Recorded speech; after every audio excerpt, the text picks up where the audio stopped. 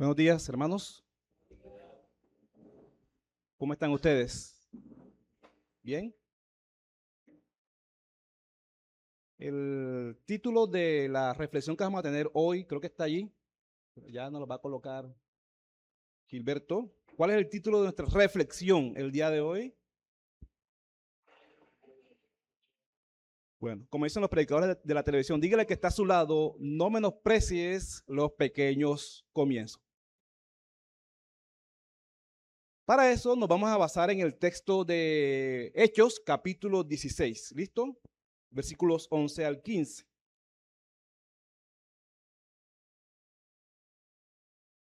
Imagine por un momento una semilla, pequeña, frágil, casi invisible.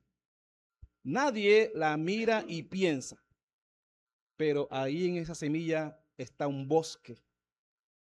Nadie la sostiene en la palma de la mano creyendo que algún día dará sombra, frutos o refugio. Sin embargo, toda grandeza que conocemos comenzó exactamente así, diminuta, pequeña, frágil. Ustedes y yo, mis hermanos, vivimos en una cultura que celebra los logros espectaculares, los resultados rápidos, los éxitos ruidosos. Aplaudimos el final del cambio, pero rara vez honramos el primer paso. Y es precisamente allí donde nace uno de los errores más comunes y silenciosos: menospreciar los pequeños comienzos. ¿Ustedes recuerdan el título de la prédica del pastor el domingo pasado? El poder de lo pequeño. Hoy quiero invitarles, mis hermanos, a reflexionar sobre algo profundamente humano y en lo que Dios está presente. Esa tendencia a dudar de lo que apenas inicia, a subestimar los avances modestos, a creer que lo pequeño es insignificante. Porque la verdad es otra, mis hermanos. Todo lo que transforma vidas, historias y destinos comienza siendo discreto, casi imperceptible. Y hoy le voy a dar 3 razones para que no menosprecies los pequeños comienzos. Porque en ellos, en esos pequeños comienzos, no hay debilidad, hay promesa. Y para eso quiero invitarles a leer el texto bíblico de Hechos capítulo 16, versos 11 al 15.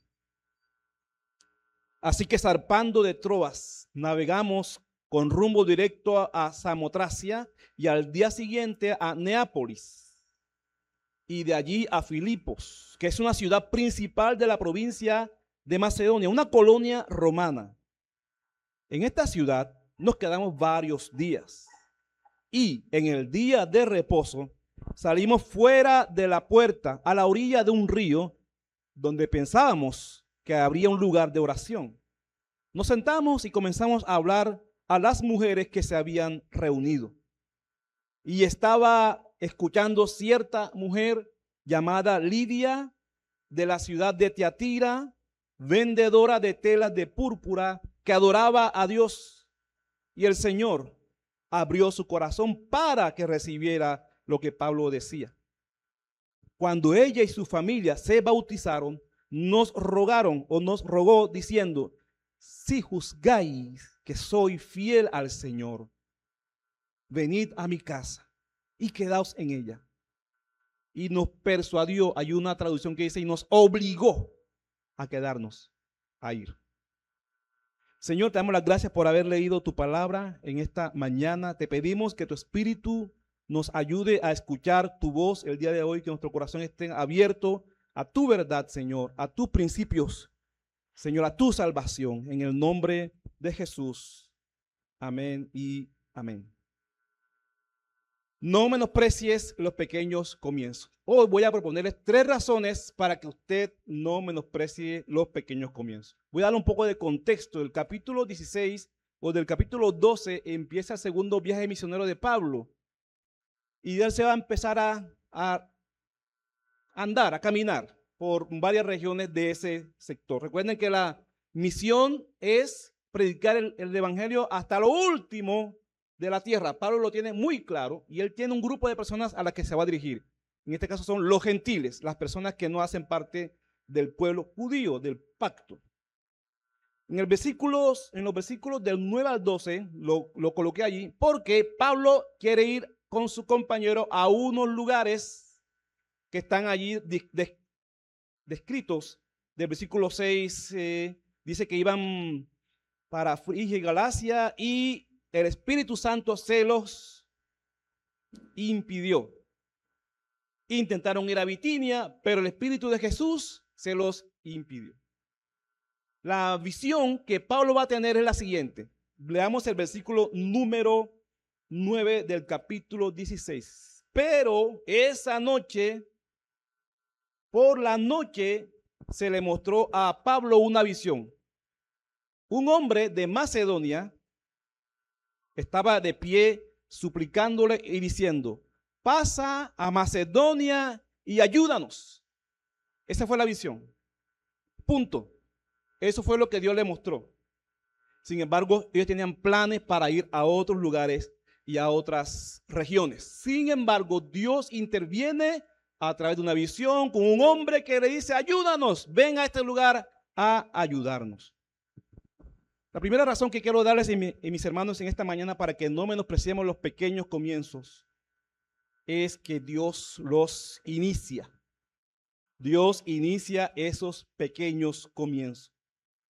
El nuevo camino es hacia una región nueva para el evangelio. Eso prácticamente es Europa.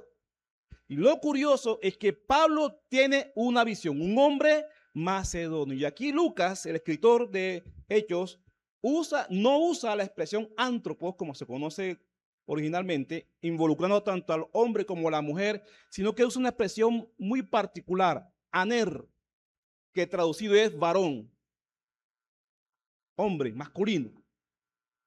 Y esto no es un dato menor para nosotros los lectores del siglo XXI. Convencidos de la visión, se dirigen hacia el lugar señalado hasta llegar a la ciudad de Filipo. Ya conocemos todo lo que tuvieron que vivir directamente. De inmediato se fueron. Ahora, una de las experiencias más humanas y también más incómodas para nosotros que todos enfrentamos es esta. Los planes cambian. Cuando los planes cambian, es lo más incómodo para nosotros. Todos planeamos, todos organizamos, todos gestionamos, no está mal, está bien, pero cuando los planes cambian a la manera de Dios, eso es incómodo para nosotros. Los planes cambian, las agendas se rompen y los caminos que imaginamos se desdibujan. Y a nosotros, creo que a la mayoría nos han enseñado a planear, a organizarnos, a proyectar la vida como si todo pudiera seguir un guión perfectamente diseñado. Pero la realidad, mis hermanos, y muchas veces la misma obra de Dios, la misma mano de Dios, irrumpe como algo inesperado, un cambio de planes. Un cambio de planes. Y es allí precisamente, hermanos, precisamente allí donde nace nuestra lucha interior.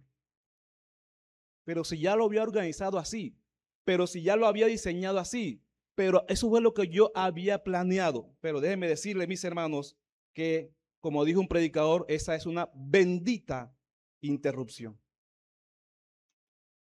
Porque cuando los planes se alteran, solemos pensar que algo salió mal, que retrocedemos, que perdimos el tiempo, que lo que ahora tenemos entre manos es demasiado pequeño comparado a lo que hemos soñado. Pero la fe nos invita a mirar más allá, más profundamente. Y muchas veces el cambio de planes no es un fracaso, es un rediseño. No es una interrupción, es una reorientación.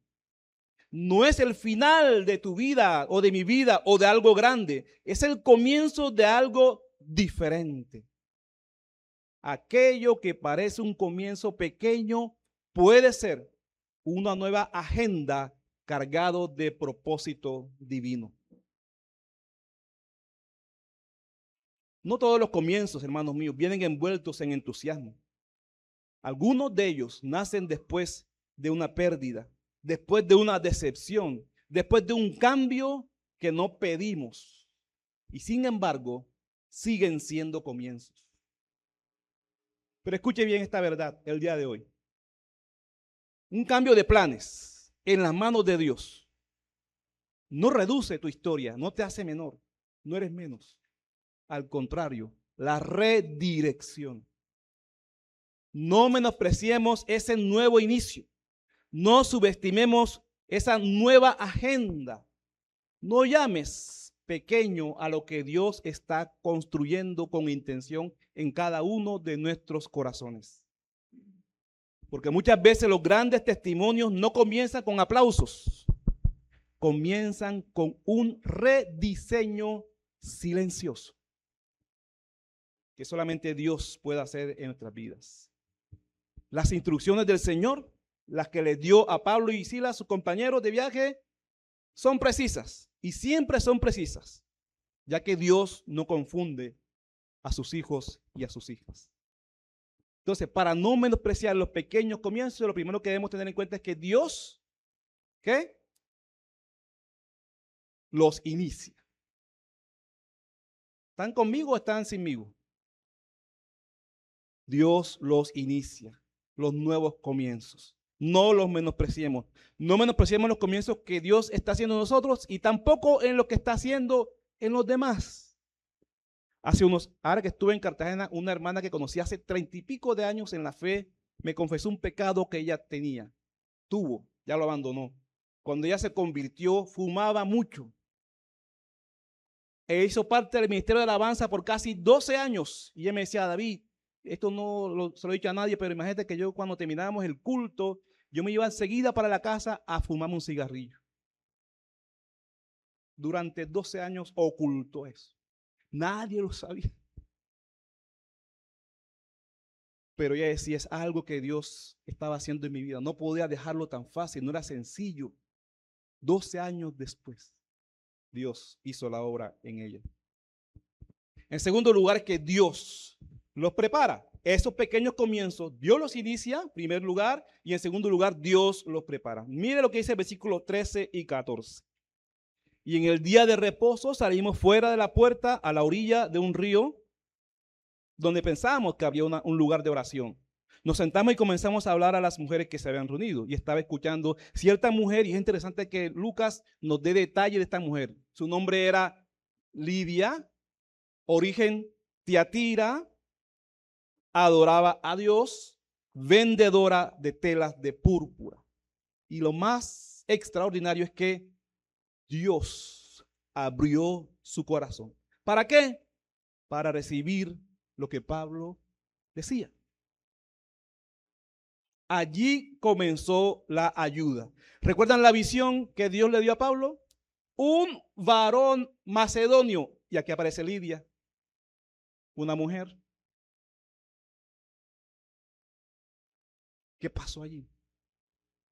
A veces yo creo que Dios quiere romper todas nuestras categorías. A veces creo que si Dios le hubiera mostrado a Pablo una mujer que estaba pidiendo ayuda, vaya uno a saber si de pronto iba a tener dificultad para aceptar la visión. Pero mejor prefirió mostrarle un hombre. Y él se pone en marcha y cuando se encuentra se da cuenta que es una mujer. Ese capítulo 16 habla de 3 conversiones, la de Lidia, la de una muchacha poseída por un demonio y la del carcelero. ¿Listo? Entonces ahí empieza la ayuda, ahí empieza la evangelización con las mujeres que se habían reunido.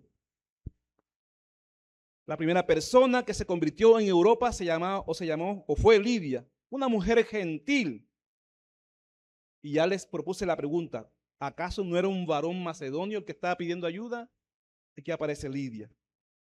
La Biblia dice que el Señor abrió su corazón Y también cabe aquí mencionar que Lidia es la primera mujer a quien se menciona por nombre en el libro de los Hechos como discípula de Jesús. Ya hay otros nombres que van a empezar a aparecer después, pero es la primera.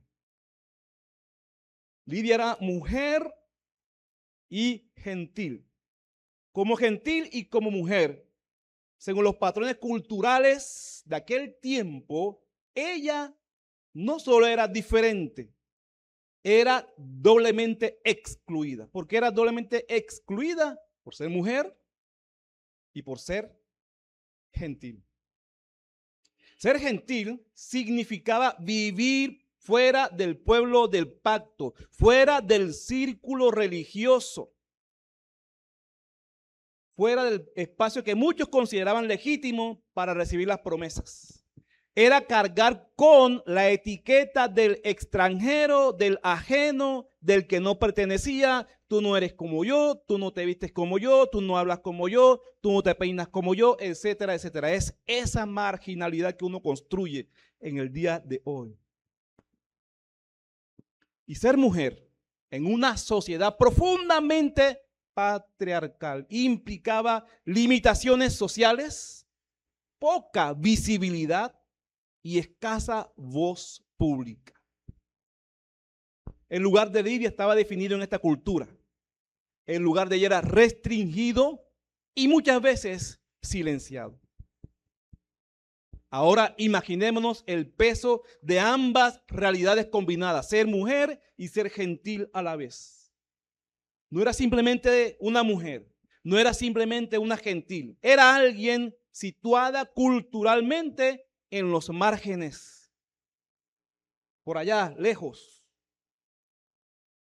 de la que nadie piensa que puede salir algo bueno de allí. Ustedes recuerdan aquella pregunta que Natanael le hace a su compañero: ¿puede salir algo bueno de Nazaret?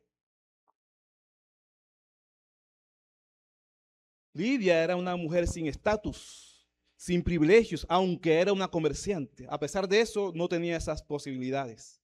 Y sin embargo, es precisamente aquí donde la narrativa bíblica nos debe sorprender.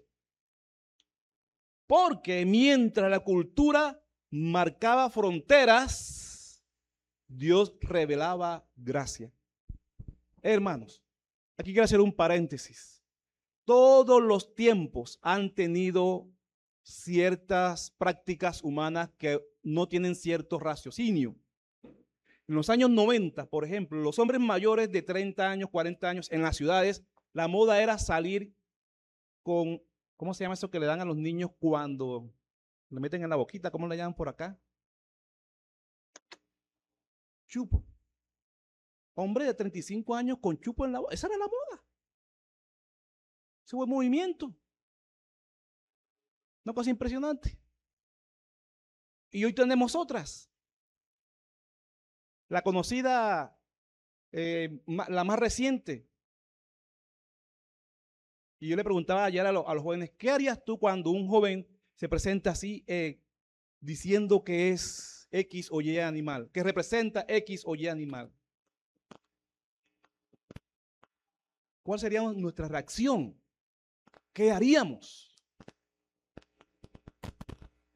Y yo estaba pensando un poquitico más allá: ¿qué pasa si un estudiante mío llega a mi clase con una máscara y me dice: profe, yo soy... ¿Qué haríamos allí? ¿Cómo reaccionaría yo? Pues déjeme decirle que detrás de estas prácticas hay algo más profundo. Hay algo que está pasando en el corazón de estas personas. Tenemos que incluirlos. Ven y hablemos, conversemos, dialoguemos y dejemos de estar colocando a las personas en los márgenes, porque Dios también revela su gracia a ellos. Mientras la sociedad impone límites, Dios muestra propósito. Mientras el mundo señala exclusión, Dios ve fe.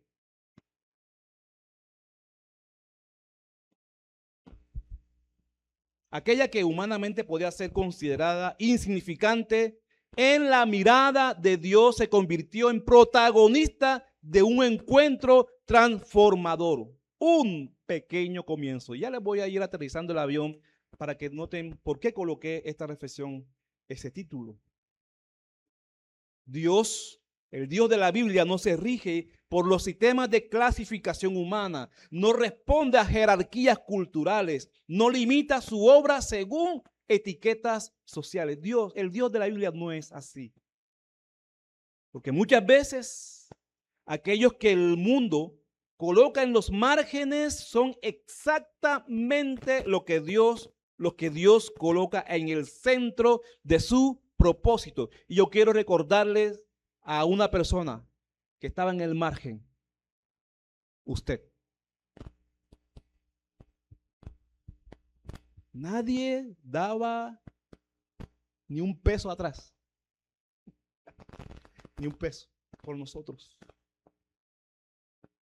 Pero Dios, de lo vil y de lo menos preciado del mundo, escogió Dios para avergonzar a los sabios.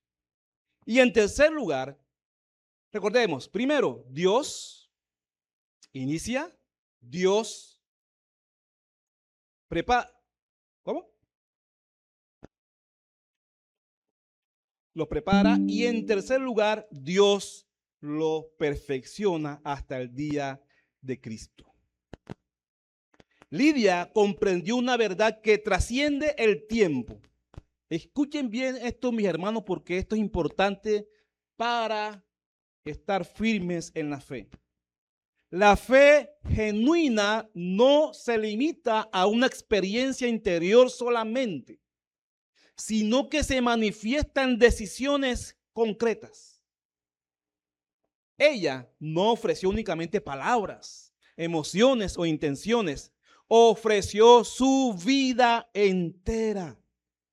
Su familia, su entorno, su cotidianidad quedaron bajo la influencia de ese corazón que Dios abrió para que recibiera lo que Pablo decía.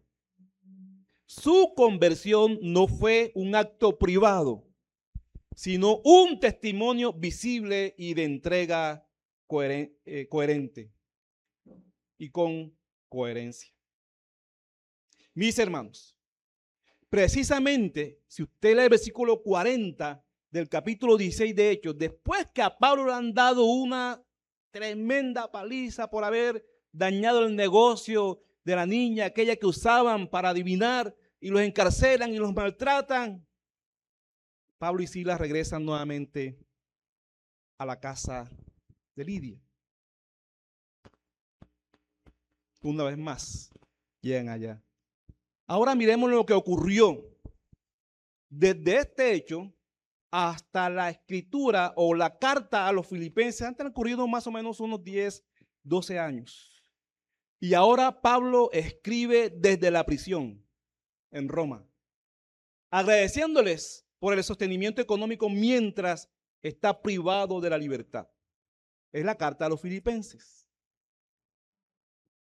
Así que un pequeño comienzo, 10 años después, termina diciendo: ustedes mismos saben bien, filipenses, que al comienzo de la predicación del evangelio, después que partí de Macedonia, ninguna iglesia compartió conmigo en cuestión de dar y recibir, sino solamente ustedes, porque aún a Tesalónica enviaron dádivas más de una vez para mis necesidades.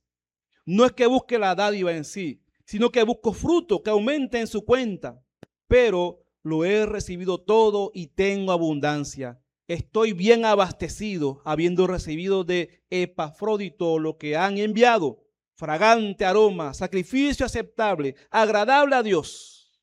Y mi Dios proveerá a todas sus necesidades, conforme a sus riquezas en gloria en Cristo Jesús. El pequeño comienzo. Las 3 personas que empezaron allí a reunirse 10 años después son una iglesia que apoya de manera económica, pero también espiritual, emocionalmente a Pablo en sus prisiones. No menospreciemos los pequeños comienzos. Hermanos, llevemos todo esto a algo simple y que podamos aplicar a nuestras vidas. nuestras vidas diarias. Primero, si algo no sale como lo planeamos, no se desespere. Dios no está arruinando nuestro camino, lo está redireccionando. Si algo no sale como lo planeamos, no se desespere. Dios no está arruinando nuestro camino, lo está redireccionando. Segundo, no te midas por etiquetas, comparaciones o lo que otros piensen de ti, mi hermano. Dios no te define por categorías humanas, sino por propósito. Ese es el Dios que tenemos nosotros.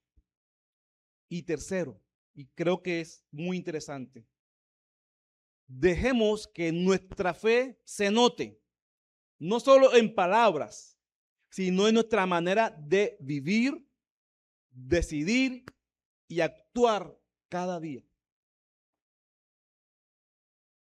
Porque cuando Dios interviene en nuestras vidas, en nuestras cotidianidades, en nuestras realidades, en nuestro diario vivir, cuando Dios interviene, nada se pierde.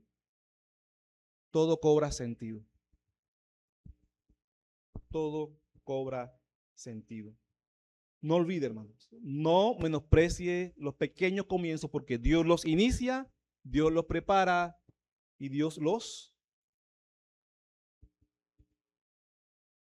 perfecciona. Dios los perfecciona. Mírese usted mismo por un momento. Mira que está a su lado toda la obra que Dios ha hecho en esta persona durante muchos años. Poco a poco lo ha ido perfeccionando en su momento, en las crisis, en las dificultades. El carácter se va formando para parecernos más a Cristo Jesús. Oremos. Padre, gracias te damos en esta mañana por la lectura de tu palabra. Y gracias por ayudarnos, Señor, a parecernos más a Jesucristo, nuestro Señor y Salvador. Ayúdanos, Señor, todos los días a siempre estar atentos a tu voz, a entender hacia dónde nos quieres llevar, a entender los nuevos caminos que quieres que enfrentemos, los nuevos caminos en los que quieres que estemos, Señor, para la gloria y para la expansión del reino de los cielos. Muchas gracias, Señor, por Visión Ágape, por esta comunidad de fe y por cada uno de mis hermanos, los presentes y también los ausentes. Que tu bendición y que tu espíritu los llene cada día, Señor, y podamos seguir adelante firmes, Señor, en la fe, que es en la fe en Cristo Jesús, nuestro Señor y Salvador. En el nombre de Jesús, amén y amén.